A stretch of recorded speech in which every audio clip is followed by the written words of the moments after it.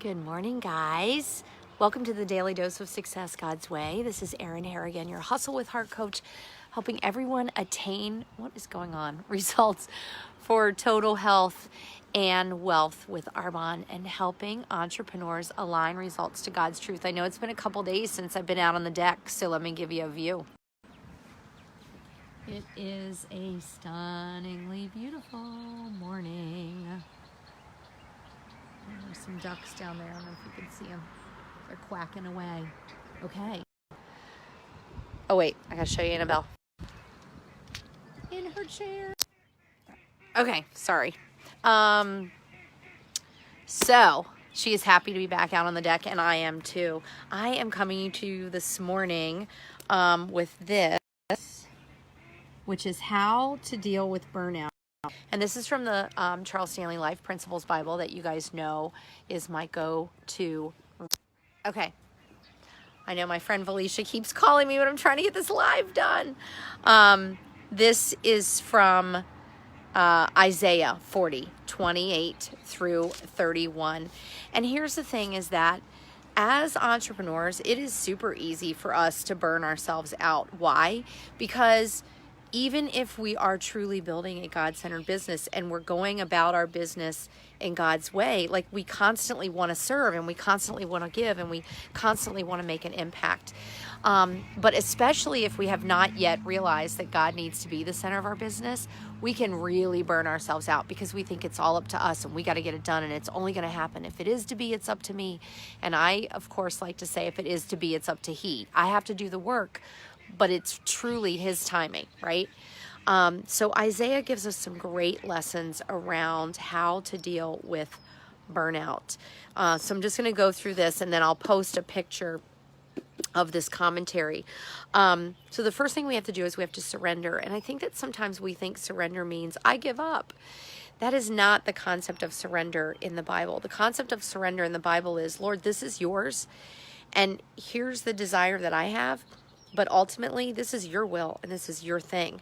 So really, surrender means giving it over to Him because His hands who created this earth are so much larger than ours. And when we try to hold everything in our small little human hands, we start to drop stuff, right? So what God says in Isaiah 45:12 is, I have made the earth and created man on it.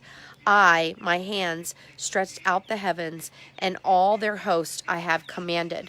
So surrendering this to Him is surrendering everything to Him, every piece of it, knowing that He can more than handle it, and that He is going to guide us in the right way.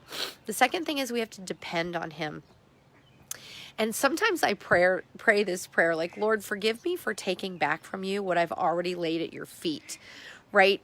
How many times do you find yourself having given something to the Lord, laid it at the foot of the cross, but then you try to pull it back out of His hands and it comes like this tug of war because we tend to want to fix everything ourselves.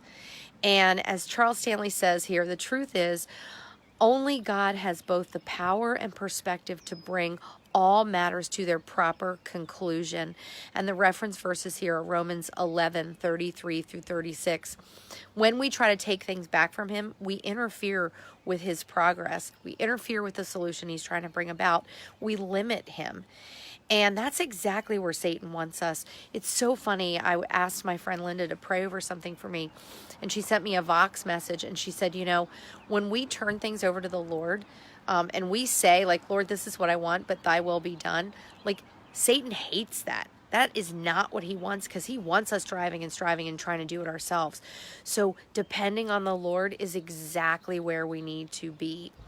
The third thing is we need to trust Him. So we cannot overlook the point that God loves us because of His great love. He wants to take care of us. He desires to prosper us. He desires to help us move forward in the direction of His purpose. And that means that He can handle all of our worries, all of them. And the reference verse is here, Matthew 6:25 through 34. So worrying does not add a day to our life. But don't we want to worry about everything? And don't we do a good job of worrying about everything? Like, that's a talent we have as humans, right? But God doesn't want us worried. He didn't make us to worry, and He wants to take care of us. He did not create us to run ourselves into exhaustion by doing good stuff, even if that good stuff means you're volunteering or you're serving at church or whatever. He desires for us to rest in Him.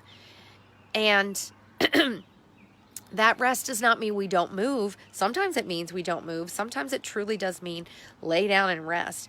But that rest means that we don't have to be driving and striving to get things done in our business. We just have to be of a servant heart and go and do the work that needs to be done, but not burning ourselves out to get it done. And in Isaiah 40:28-31, it says, "Have you not known, have you not heard, the everlasting God, the Lord, the creator of the ends of the earth, neither faints nor is weary. His understanding is unsearchable. He gives power to the weak, and to those that have no might, he increases strength.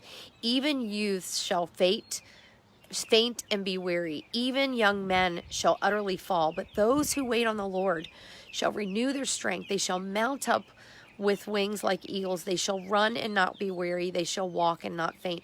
Because He gives us the power and the energy to keep going and to not wear ourselves out. So if you're feeling burned out, return to the Word, return to the Lord, especially in your business, guys, because as you've heard me say, He gives us these vehicles to impact His kingdom. And we cannot impact His kingdom if we are coming from a place of selfishness, of driving and striving and burning ourselves out, because then we don't have the energy to take care and do the things that He's called us to do. So I hope that helps you today. Get down below. Let me know how this resonates with you. If you're dealing with burnout or you have something that you want us to pray over, get on over to the Success God's Way community. We'd love to pray over you.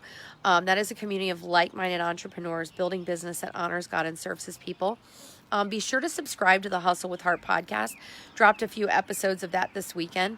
And please do not overlook, I am on this journey with you, and it is all about progress, not perfection. In fact, I'm going to be listening to some of my podcasts today because the coach still needs coaching, right? And then lastly, if I can serve you in your health and your self-care through Arbonne, we have our next 2 groups for Arbonne 30 starting the 17th and 24th. I'd love to invite you to do that with us.